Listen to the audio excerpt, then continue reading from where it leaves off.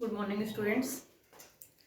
इससे पहले लेक्चर में हम लोग बात कर रहे थे कि बीजों के अंदर जो अंकुरण पाया जाता है, जो जर्मिनेशन होता है, इस जर्मिनेशन के लिए इनके अंदर किस प्रकार के अडेप्टेशन पाए जाते हैं। तो यहाँ पर जो हमारा पॉइंट था वो था कि बीजों में सफल अंकुरण के लिए अनुकूलन, कौन कौन से अनुकूलन पाए जाते हैं, जिसमें हमने फर्स्ट पॉइंट की बात की थी कि सीड्स के अंदर पाए जाने वाले जो इन्विटर्स होते हैं, दमनक होते हैं, ये दमनकों के कारण कैसे यहाँ पर अनुकूलन होता है, कैसे यहाँ पर इनका अंकुरण होता है। नेक्स्ट पॉइंट पर बात करते हैं हम यहाँ पर मरुद्भिद पादपों के बीजों में अनुकूलन। सेकंड पॉइंट अपना जो जीरोफाइट्स प्लांट्स होते हैं,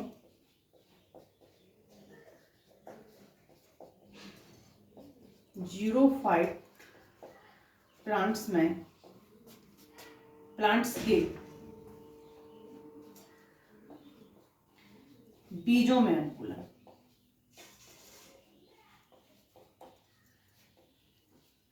बीजों में अनुकूलन जीरोफाइट की अगर हम बात कर रहे हैं तो यहां पर हमको ये भी पता है कि जीरोफाइट कहाँ मिलते हैं, मरुद्भिद, मरुस्थल में। ये प्लांट्स मरुस्थल में उपस्थित होते हैं और जो मरुस्थल होता है, यहां मरुस्थल के अंदर जो टेम्परेचर होता है, मरुस्थल में जो गर्मियों का टेम्परेचर होता है, सर्दियों का नहीं, गर्मियों का, गर्मियों में जो टेम्परेचर होता है, ये टेम्परेचर कैसा होता है, ज्यादा हाई होता है। हम अपने अकॉर्डिंग यहाँ के तुलना में इधर की बात करें तो वहां पर जो टेम्परेचर होता है ये अधिक पाया जाता है। इस हाई टेम्परेचर को सहन करने के लिए सहन शक्ति भी तो होनी चाहिए। सहन नहीं कर पाएगा तो क्या होगा, एक्शन का रिएक्शन होगा। तो सीड्स के अंदर ऐसा नहीं होता, तो इनमें हाई टेम्परेचर को सहन करने के लिए सहनशीलता पाई जाती है, सहन शक्ति पाई जाती है। और ये सहनशीलता कौन प्रदान करता है इनको, ये सहनशीलता प्रदान करता है सीड कोट। जो सीड कोट होता है, जिसको हम बीजावरण कह रहे हैं, ये बीजावरण इस टेम्परेचर के लिए इनको सहनशीलता प्रदान करता है। तो हम ये कह सकते हैं कि सीड कोट कैसा होता है, मोटा। जो मोटा सीड कोट है यही इन गर्मियों के टेम्परेचर को सहन कर सकता है। अगर सीड कोट पतला होगा तो इस गर्मियों के टेम्परेचर को सहन नहीं कर पाएगा। तो इसलिए मोटा सीड कोट होता है, तो जो इसमें सहनशीलता का गुण देता है। अब क्या होता है कि ये मोटा सीड कोट है, अब जर्मिनेशन होना है, एम्ब्रियो मैच्योर हो गया है, इसके लिए अब जो स्थितियां वो अनुकूल आने वाली हैं, जर्मिनेशन होना है। तो यहाँ पर ये सीड कोट पहले हटना तो चाहिए, टूटना तो चाहिए, ब्रेक तो होना चाहिए। ब्रेक होगा तभी तो यहाँ पर बीजांकुरण होगा। तो यहाँ पर क्या होता है कि यहाँ जो ये सीड कोट पाया जाता है, यहाँ कई प्रकार से, अगर सीड कोट पतला है, या कि पतला तो नहीं कह सकते, मीडियम है, मीडियम है, सीड कोट मीडियम है, लेकिन यहाँ पर दमनक उपस्थित है, इनहिबिटर्स उपस्थित है, दमनक उपस्थित है। तो अगर ये दमनक उपस्थित हैं तो क्या होगा स्टूडेंट्स, जब वर्षा काल आता है तो वर्षा काल में 10 से 15 मिलीमीटर जब वर्षा हो जाती है,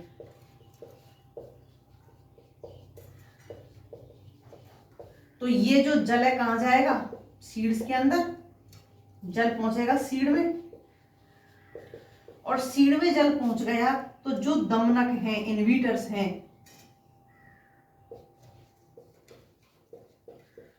ये क्या हो जाएंगे, डाइल्यूट, तनु। जो सांद्र अवस्था में थे ये कैसे हो जाएंगे, यहाँ पर तनु हो जाएंगे। तनु होने पर इनका जो प्रभाव है वो क्या हो जाएगा, कम, प्रभाव कम, तो क्या हो जाएगा, जर्मिनेशन। तो यहाँ पर सीड का जर्मिनेशन हो जाएगा। बात किसकी कर रहे हैं हम, सीड की। तो यहाँ पर सीड का जर्मिनेशन हो जाएगा।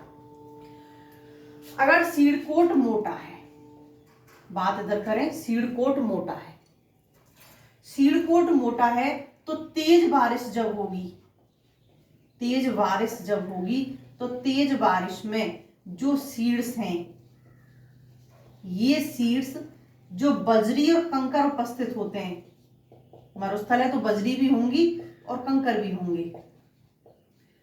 कंकर जो उपस्थित होते हैं इनसे क्या खाएंगे, ये रगड़,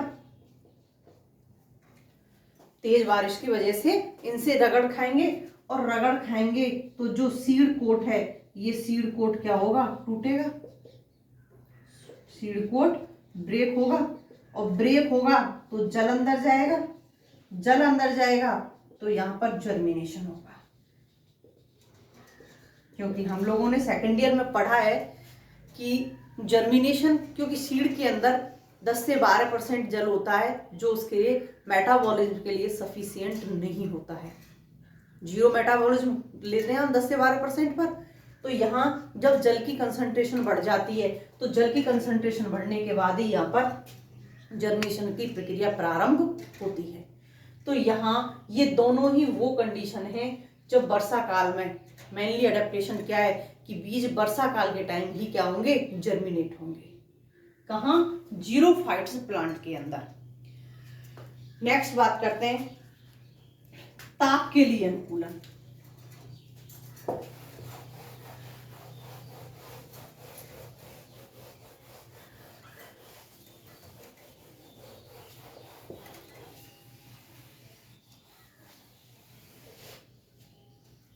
नेक्स्ट, ताप के लिए अनुकूलन।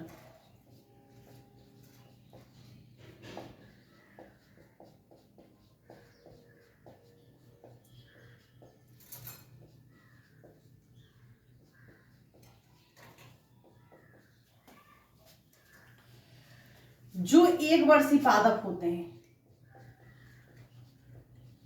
क्योंकि मेनली अनुकूलन इन्हीं के अंदर पाए जाते हैं जो एक वर्षीय पादप होते हैं। मान लिया कोई शीतकालीन एक वर्षीय पादप है, शीतकालीन, ग्रीष्मकालीन भी हो सकता है, शीतकालीन भी हो सकता है। हम बात कर रहे हैं शीतकालीन की। शीतकालीन को एक वर्षीय पादप है। ये शीतकालीन जो पादप है, ये शीतकालीन पादप ग्रीष्म ऋतु को कैसे निकालेगा, ग्रीष्म ऋतु को कैसे निकालेगा, तो इस ग्रीष्म ऋतु में ये कैसा रहेगा, सुप्त, डोरमेंसी अवस्था में रहेगा। यहां ये सुप्तावस्था में रहेगा। इसके अंदर क्या मिलेगी, डोरमेंसी। तो यहां ग्रीष्म ऋतु में ये सुप्त अवस्था में रह करके इस ग्रीष्म ऋतु को निकाल लेगा। जब यहां पर इसके अकॉर्डिंग, इसके अनुकूल टेम्परेचर होगा, इसके अनुकूल जब ताप आएगा, टेम्परेचर आएगा, तो ये क्या हो जाएगा, जर्मिनेट, ये अंकुरित हो जाएगा। यहां पर ये आकर के जर्मिनेट हो जाएगा। तो यहां जो इसके अनुकूल ताप नहीं था, इस अनुकूल ताप को इन्होंने कैसे निकाल लिया, डोरमेंसी में रह करके निकाल लिया, सुप्त अवस्था में रह करके निकाल लिया। ऐसे ही अगर इसकी जगह हम कोई एक ऐसा वर्षीय पादप लें जो ग्रीष्म ऋतु में उगता है, ग्रीष्म ऋतु में उग रहा है, तो वो अपने शीतकाल को कब निकालेगा, सुप्त अवस्था में रहकर, या फिर वर्षा ऋतु में उग रहा है तो वर्षा ऋतु में आप लोगों ने पढ़ा होगा कि जब हम जीरोफाइट्स की बात करते हैं तो जीरोफाइट्स में कुछ ऐसे पादप होते हैं जो 2 से लेकर के 4 सप्ताह में अपना जीवन काल कंप्लीट कर लेते हैं। 2 से लेकर के 4 सप्ताह में जीवन काल कंप्लीट कर लेते हैं, जिनको हम अल्पकालिक पादप कहते हैं।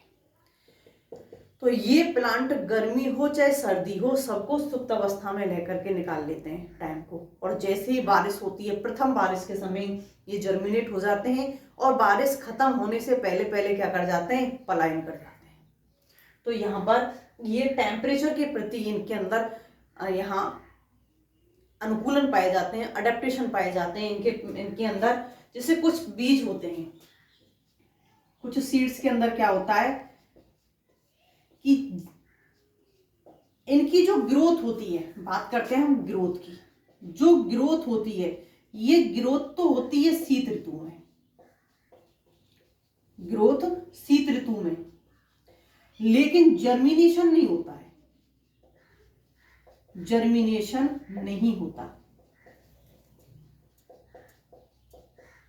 अब ऐसे सीड्स के लिए क्या करें, जिन सीड्स में जर्मिनेशन तो शीत ऋतु में हो नहीं रहा है, लेकिन ग्रोथ कहाँ हो रही है, शीत ऋतु के अंदर। तो स्टूडेंट्स, जैसे हमारे कुछ खेतहारी पादप फसली प्लांट्स होते हैं, इन फसली प्लांट्स को जर्मिनेशन के लिए क्या करते हैं, अति शीतलन पर रखा जाता है, चिलिंग टेम्परेचर पर, अति शीतलन पर रखा जाता है।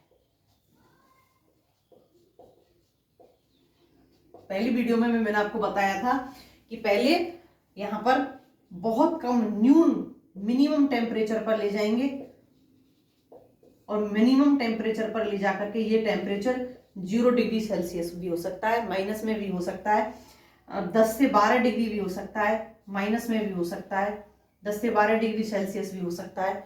यहाँ इन कंडीशनों के बाद डायरेक्ट कहाँ लेके आते हैं, 40 से 45 डिग्री सेल्सियस पर। बीज को, सीड को यहाँ इस टेम्परेचर पर रखा कुछ टाइम के लिए और कहाँ ले आए, तुरंत यहाँ। तो यहाँ जो कुछ हार्मोन्स होते हैं वो क्या हो जाते हैं, एक्टिव, ग्रोथ हार्मोन्स एक्टिव हो जाते हैं, इनहिबिटर्स का ग्रोथ करते हैं और यहाँ पर जर्मिनेशन हो जाता है। अब जर्मिनेशन शीतकाल से पहले हो गया तो ग्रोथ तो आराम से शीतकाल में हो ही जाएगी। तो इनमें ताप के प्रति यहाँ पर अडेप्टेशन पाया जाता है। कुछ पर्णपाती वन होते हैं, पर्णपाती वनों की बात करें, ये जो पर्णपाती वन होते हैं, इन पर्णपाती वनों में जो सीड्स का जर्मिनेशन होता है, सीड्स का जर्मिनेशन होता है, ये जर्मिनेशन कब हो जाता है, ये जर्मिनेशन स्प्रिंग से पहले, बसंत से पहले, बसंत से पहले हो जाता है।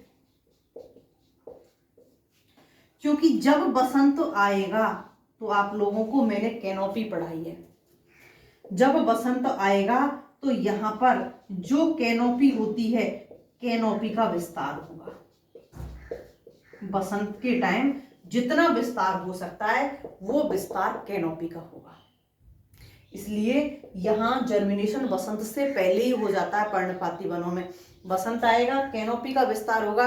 जैसे ही पतझड़ का टाइम आता है तो आपको पता है कि पतझड़ में पत्ते क्या हो जाते हैं, आपको विल्गन परत पढ़ाई थी मैंने, तो वहां पर विल्गन होगा और पत्ते स्वतः ही झड़ जाएंगे। तो यहाँ इन पर्णपाती वनों में सीड्स का जर्मिनेशन इसलिए बसंत से पहले होता है कि जो प्लांट की कैनोपी है, ये जो है इसको हम क्या कहते हैं, कैनोपी। इस कैनोपी का विस्तार जितना हो सकता है वो पतझड़ के आने से पहले पहले हो जाए। नेक्स्ट बात करते हैं हम लवणोद्भिद प्लांट्स की। जो मैंग्रोव प्लांट होते हैं, लवणोद्भिद प्लांट होते हैं, इनके अंदर किस प्रकार के अडेप्टेशन पाए जाते हैं।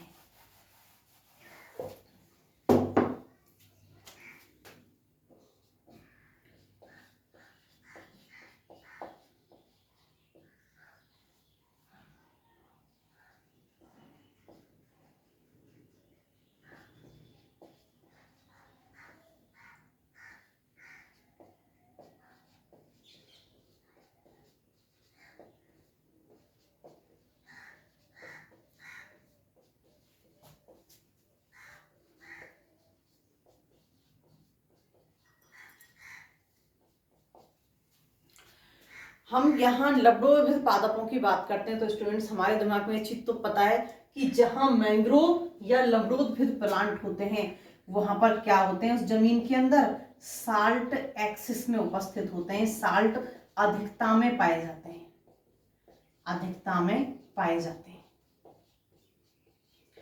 अब साल्ट अधिकता में जहां पाए जा रहे हैं तो वहां पर दोनों ही फैक्टर काम करते हैं। एक तो उच्च लवण सांद्रता होती है, एक तो उच्च लवण सांद्रता होती है और दूसरा परासरणी सांद्रता, परासरणी सांद्रता या परासरणी दाब कहें। दोनों ही फैक्टर काम करते हैं यहां पर। अब इन प्लांट्स को अगर सरवाइव करना है, सरवाइव तब करेंगे जब इन दोनों फैक्टर्स के प्रति यहां पर क्या होगा, अडेप्टेशन होगा। ये उच्च लवण सांद्रता में रह सकते हैं। इनकी सेल्स के अंदर इस प्रकार का अडेप्टेशन हो कि यहाँ इस कंडीशन में वो अपने आप के अंदर से डिहाइड्रेशन ना होने दें, और ये जो दाब है इस दाब को सहन करने की इनके अंदर कैपेसिटी होनी चाहिए, तब तो ये जीवित रह पाएंगे प्लांट, अन्यथा नहीं रह पाएंगे। तो यहाँ पर जो मैंग्रोव प्लांट्स होते हैं जो दलदली भूमि में मार्शलैंड में पाए जाते हैं, क्योंकि मार्शलैंड में क्या होता है, लवणों की अधिकता होती है। ऐसे ही जो लवणोद्भिद होते हैं, लवड़ी जमीन होती है जहाँ पर साल्ट अधिकता से पाए जाते हैं, वहां भी क्या साल्ट की अधिकता पाई जाती है, ये कंडीशंस पाई जाती हैं। तो स्टूडेंट्स दोनों ही कंडीशनों में इनके प्रति अडेप्टेशन पाया जाना चाहिए। बात करते हैं यहाँ कि इनके अंदर जो जर्मिनेशन होता है, ये जर्मिनेशन कब होता है, इन प्लांट्स में जर्मिनेशन कब होता है, तो यहां जर्मिनेशन होगा वर्षा काल में। क्यों होगा, वर्षा काल में जल की मात्रा बढ़ेगी, जल की मात्रा बढ़ेगी, जल की मात्रा बढ़ेगी तो यहां पर सांद्रता है किसकी, लवण की, घटेगी। जो दाब है परासरणी दाब वो भी क्या होगा, घटेगा। तो दोनों ही कंडीशनों में यहां पर जर्मिनेशन हो जाएगा, प्लांट जर्मिनेट हो जाएगा।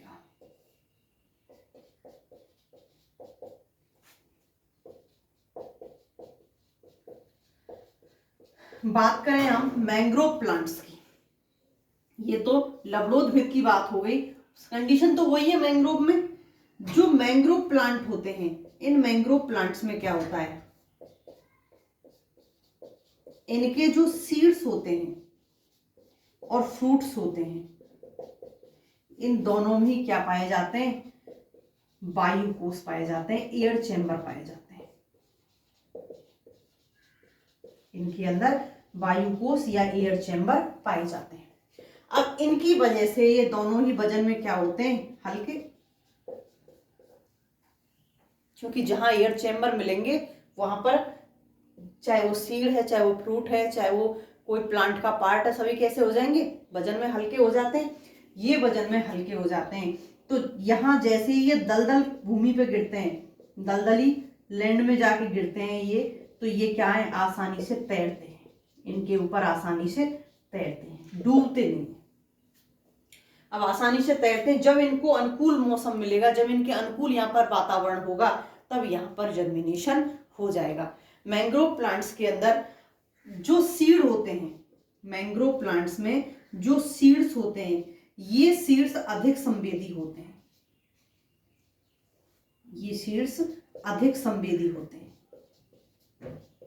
किनकी तुलना में, नवोद्भिद की तुलना में।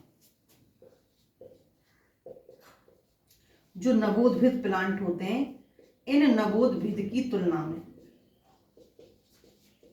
नवोद्भिद की तुलना में। और यही कारण है कि मैंग्रोव प्लांट्स में विविपेरेसी पाई जाती है, मैंग्रोव प्लांट्स में विविपेरेसी पाई जाती है, जिसको क्या बोलते हैं, सजीव प्रजक्ता। यहां पर सजीव प्रजक्ता पाई जाती है, विविपेरेसी पाई जाती है। क्या होती है सजीव प्रजक्ता, यहाँ जो मैंग्रोव प्लांट्स होते हैं, ये सीड्स का जर्मिनेशन कहाँ हो जाता है, इनका जर्मिनेशन प्लांट के ऊपर, इनका जो जर्मिनेशन होगा वो प्लांट पर ही हो जाएगा, प्लांट पर। जो फ्रूट होते हैं उस फ्रूट में ही नवोद्भिद का निर्माण हो जाता है, फ्रूट के अंदर ही नवोद्भिद का निर्माण हो जाता है। जब ये नवोद्भिद जो ऊपर बन गया, ये नवोद्भिद जब आकर के दलदल में गिरता है, तो यहाँ दो कंडीशन होती हैं। एक तो अगर यहाँ पर पानी की मात्रा अधिक है दलदल में, तो तैरता हुआ पानी के साथ में दूर तक निकल जाए, और जहां किनारा मिलेगा वहां जाकर के वो अपने आप को स्थापित कर लेगा। दूसरा, अगर वहां पर पानी की मात्रा कम है और वहां प्रांकुर और मूलांकुर सही मात्रा में बढ़ गए, उनकी रेशो प्रांकुर और मूलांकुर का सही हो गया, तो जैसे ही ये नीचे गिरेगा तो प्रांकुर ऊपर की ओर और मूलांकुर नीचे की ओर, अपने आप को प्लांट वहीं स्थापित कर लेगा। तो यहाँ इनमें इस प्रकार के अनुकूलन पाए जाते हैं और इनके अंदर जो फिर ग्रोथ पाई जाती है स्टूडेंट्स, वो तीव्र पाई जाती है। तीव्रता से ये अपने आप को जमीन के अंदर स्थापित कर लेते हैं। तो ये यहाँ जो सैलाइन एडेप्टेशन पाया जा रहा है, जो यहाँ लवणता के प्रति एडेप्टेशन पाया जा रहा है, तभी यहाँ के जाकर के प्लांट्स जीवित रह पाते हैं। नेक्स्ट बात करते हैं हम यहाँ पर जैव कारकों के प्रति अनुकूलन। जो जैव कारक होते हैं, जैव कारकों के प्रति अनुकूलन, क्योंकि पादपों की जो ग्रोथ होती है, इस ग्रोथ पर जीवों का भी प्रभाव होता है, जीवों का भी प्रभाव होता है। देखिए, जो अधिपादप होते हैं, जो अधिपादप होते हैं, इन अधिपादपों के बीजों को लाने ले जाने का कार्य कौन करते हैं? पक्षी। क्योंकि अधिपादपों के जो बीज पाए जाते हैं या जो फल पाए जाते हैं, ये कैसे होते हैं? श्लेष्मी होते हैं। इनके चारों तरफ श्लेष्मा पाई जाती है। पक्षी ने फल को खाया, खाकर के किसी दूसरे पेड़ पर बैठा और यहाँ इन्होंने क्या की? वीट। यहाँ जब ये वीट करेगा तो इसके जो सीड्स होंगे, फल तो बच जाएगा, सीड्स क्या है? श्लेष्मी, ये यहाँ इससे चिपक जाएंगे, यहाँ पेड़ से चिपक गए। जैसे ही अनुकूल मौसम आएगा, ये क्या होंगे? जर्मिनेट हो जाएंगे। तो अधिपादपों में इस प्रकार से ये रोटेट होते हैं, इस प्रकार से इनका प्रकीर्णन होता है। ऐसे ही जो परजीवी प्लांट होते हैं, जो परजीवी पादप होते हैं, कुछ पादप ऐसे होते हैं जो विशेष प्रजाति पर ही जाकर के ग्रोथ करते हैं, विशेष होते हैं वो उनके लिए। तो ये परजीवी पादप जब तक इनके सीड जर्मिनेट नहीं होते, कब तक? जब तक ये अपने सही होस्ट पर नहीं पहुंच जाते। तो यहाँ पर जो ये बीजों का जर्मिनेशन होगा, ये होस्ट की उपस्थिति में होता है। सीड का जर्मिनेशन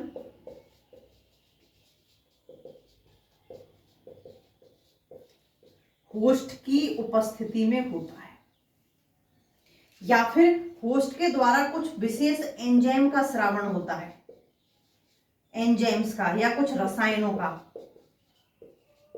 रसायनों का स्रावण होता है। तो इसके प्रति अट्रैक्ट होते हैं ये, तब ये अपने होस्ट को जाकर के पकड़ लेते हैं और वहां जाकर के क्या करते हैं? अपनी ये ग्रोथ करते हैं। कुछ पादपों के अंदर, कुछ प्लांट्स के अंदर ग्रोथ इनहिबिटर, सीड्स के अंदर ग्रोथ इनहिबिटर्स अधिक पाए जाते हैं। सीड्स में जो ग्रोथ इनहिबिटर्स होते हैं, ये ग्रोथ इनहिबिटर्स अधिक होते हैं, अधिक उपस्थित होते हैं, जो इनको उगने से रोकते हैं। जैसे ही अपने सही प्लांट्स के अटैच में आएंगे तो यहाँ पर एंजाइमी परिवर्तन होंगे और यहाँ पर इनकी ग्रोथ स्टार्ट हो जाएगी। कुछ प्लांट के अंदर जो लीफ पाई जाती है, वो इतनी चमड़िल और मोटी पाई जाती हैं, वो यहाँ दूसरे प्लांट्स को या फिर इनके ही सीड्स को उगने से रोकती हैं। इस प्रकार की होती हैं, बहुत ज़्यादा मोटी होती हैं। तो यहाँ पर स्टूडेंट्स, जो जैविक कारक होते हैं, ये जैविक कारक भी प्लांट की ग्रोथ को रोकते हैं, उनमें विभिन्न प्रकार के बाधाएं उत्पन्न करते हैं। तो यहाँ भी विशेष प्रकार के कुछ अडेप्टेशन पाए जाते हैं, कुछ अनुकूलन पाए जाते हैं। नेक्स्ट बात करते हैं सीड्स के अंदर विभिन्न प्रकार के स्टोरेज मटेरियल कौन कौन से होते हैं।